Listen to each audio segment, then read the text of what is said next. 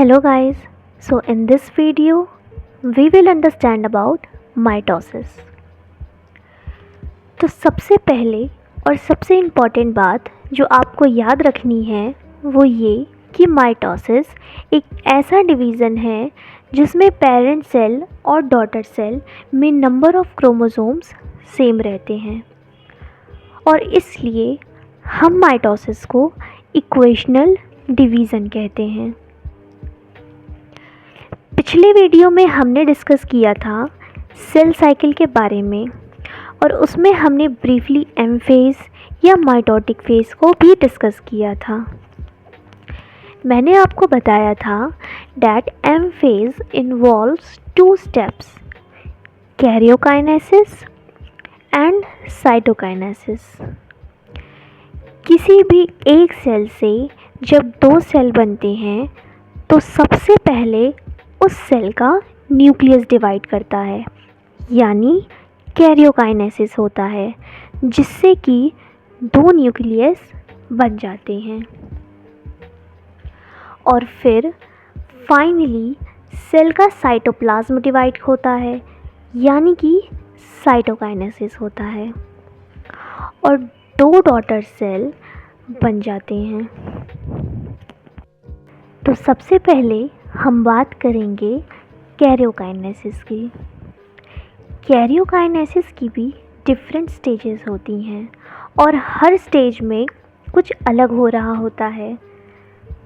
तो सबसे पहले आ रही होती हैं प्रोफेज, फिर मेटाफेज, एनाफेज और फिर टीलोफेज। तो चलिए हर एक फेज़ को क्विकली समझेंगे कि इनमें कौन से मेजर इवेंट्स हो रहे हैं जिनसे आपके क्वेश्चंस बन सकते हैं। तो सबसे पहले बात करेंगे कैरियोकाइनेसिस की फर्स्ट फेज़ यानी प्रोफेज के बारे में। तो प्रोफेज पहली फेज़ है। बिफोर प्रोफेज न्यूक्लियस के अंदर जेनेटिक मटेरियल उलझे हुए धागे जैसा दिखता है, लेकिन प्रोफेज के शुरुआत में ये कंडेंस होना शुरू हो जाता है और इस स्टेज पे हम इन्हें क्रोमोसोम कहते हैं। आप इस डायग्राम में ऑब्जर्व कर सकते हैं, अगर हम अर्ली और लेट प्रोफेज को कंपेयर करें तो आप देख सकते हैं कि क्रोमैटिन मटेरियल कंडेंस हो रहा है, क्रोमोसोम्स फॉर्म हो रहे हैं और क्रोमोसोम्स अगर हम ऑब्ज़र्व करें तो यहाँ हर क्रोमोसोम्स में हमें 2 क्रोमैटिड देखने को मिलते हैं।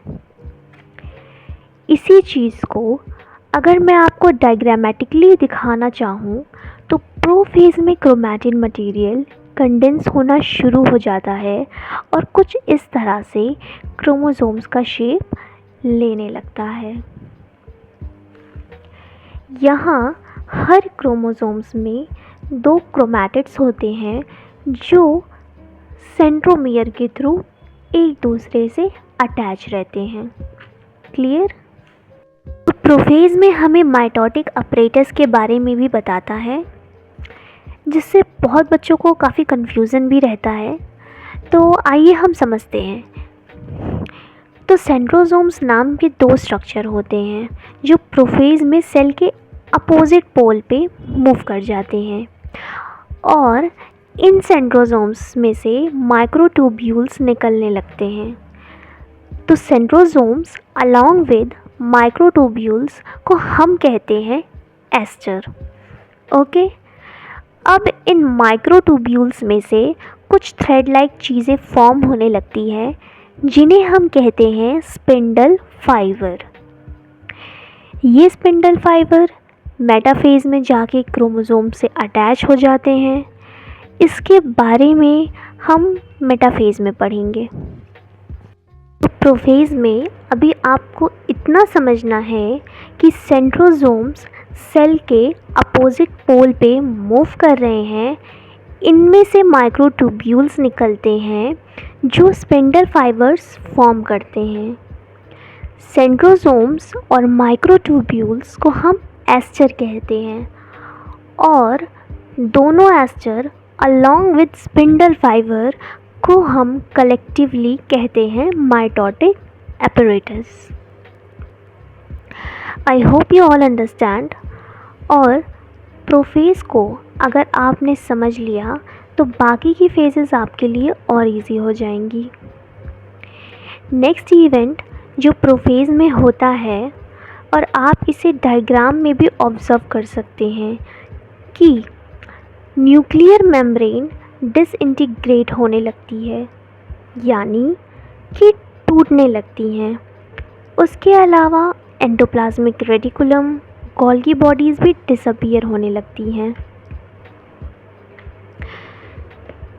अब हम आते हैं नेक्स्ट फेज़ पे, विच इज़ मेटाफेज़। मेटाफेज़ पे आप डायग्राम में भी देख सकते हैं, यहाँ न्यूक्लियर मेम्ब्रेन कम्प्लीटली डिसइंटीग्रेट हो चुकी हैं। इसके अलावा हम ये भी ऑब्ज़र्व कर सकते हैं कि क्रोमोसोम्स के स्ट्रक्चर को हम सबसे ज़्यादा क्लियरली ऑब्ज़र्व कर सकते हैं। नाउ अगर हम इन डायग्राम को ध्यान से देखें तो इन क्रोमोसोम्स के सेंट्रोमियर पे आपको ये वाइट कलर के डिस्क लाइक स्ट्रक्चर दिखाई दे रहे होंगे। इनको हम कहते हैं काइनेटोकोर। और काइनेटोकोर का काम होता है, ये स्पिंडल फाइबर्स के लिए एक साइट ऑफ अटैचमेंट की तरह काम करते हैं।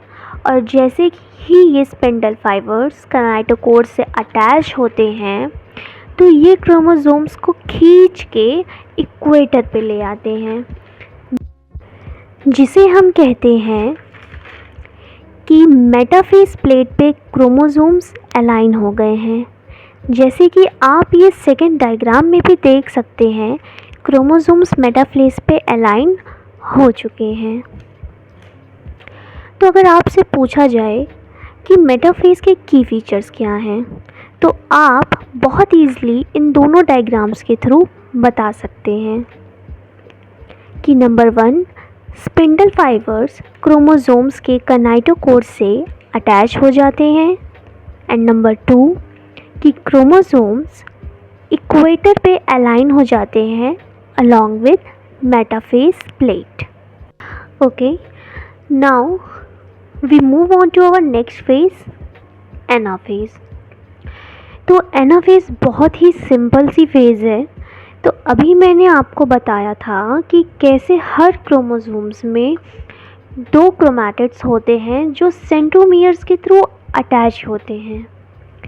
तो आप डायग्राम में भी ऑब्ज़र्व कर सकते हैं कि एनाफेज में सेंट्रोमियर स्प्लिट कर चुके हैं और क्रोमैटिड्स सेपरेट हो चुके हैं, और ये एनाफेज का एक की फीचर होता है। एक बात जो यहाँ ध्यान रखने की है वो ये कि अब इस पॉइंट हम इन सेपरेटेड क्रोमैटिड्स को डॉटर क्रोमोसोम्स कहते हैं, क्योंकि अब ये सेल डिवीज़न कंप्लीट होने के बाद हमारे 2 फ्यूचर डॉटर सेल्स के क्रोमोसोम्स बनाएंगे। इसके बाद क्या होता है कि ये सेपरेटेड क्रोमैटिड्स यानी डॉटर क्रोमोसोम्स सेल के अपोजिट पोल पे मूव कर जाते हैं और यहीं पे एनाफेज ख़त्म हो जाती है और शुरू हो जाती है टीलोफेज। तो टीलोफेज कैरियोकाइनेसिस की फाइनल स्टेज होती है। ये फेज़ एक तरह से प्रोफेज के अपोजिट होती है। यहाँ क्रोमोसोम्स कंडेंस हो जाते हैं और अपनी इंडिविजुअलिटी लूज़ कर जाते हैं और एक क्लस्टर जैसा फॉर्म कर लेते हैं। जैसा कि आप डायग्राम में भी देख सकते हैं, टीलोफेज में आप इंडिविजुअल क्रोमोसोम्स ऑब्जर्व नहीं कर पाएंगे। इसके अलावा दोनों पोल पे जो क्रोमोसोम्स क्लस्टर हैं उसके अराउंड न्यूक्लियर मेम्ब्रेन डेवलप हो जाती हैं और 2 डॉटर न्यूक्लियस फॉर्म हो जाती हैं और फाइनली न्यूक्लियोलस, गोल्गी और एंडोप्लाज्मिक रेटिकुलम वापस से फॉर्म हो जाते हैं। इसी के साथ कैरियोकाइनेसिस कंप्लीट हो जाता है और अब सेल को कंप्लीट डिवाइड होने के लिए एक प्रोसेस बचता है विच इज़ साइटोकाइनेसिस। यानी साइटोप्लाज्म का डिवाइड होना। साइटोकाइनेसिस का प्रोसेस एनिमल सेल में अलग होता है और प्लांट सेल में अलग। ऐसा इसलिए होता है क्योंकि एनिमल सेल्स में सेल मेम्ब्रेन होती है जो कि फ्लेक्सिबल होती हैं, जिसकी वजह से फुरो जैसा फॉर्म हो जाता है जो कि अंदर की तरफ बढ़ता चला जाता है और finally 2 separate daughter cell form हो जाते हैं। But in plant cell there is cell wall present जो कि रिजिड होती है, जिसकी वजह से फुरो फॉर्म नहीं हो पाता। तो ये सेल के बीच में एक सेल प्लेट फॉर्म होना शुरू हो जाते हैं जो कि बाहर की तरफ ग्रो करती हैं और इसी तरह से 2 डॉटर प्लांट सेल फॉर्म हो जाती हैं। यहाँ जो बात आपको ध्यान रखनी है वो ये कि एनिमल सेल में साइटोकाइनेसिस बाहर से अंदर की तरफ हो रहा है और प्लांट सेल में साइटोकाइनेसिस अंदर से बाहर की तरफ से हो रहा है।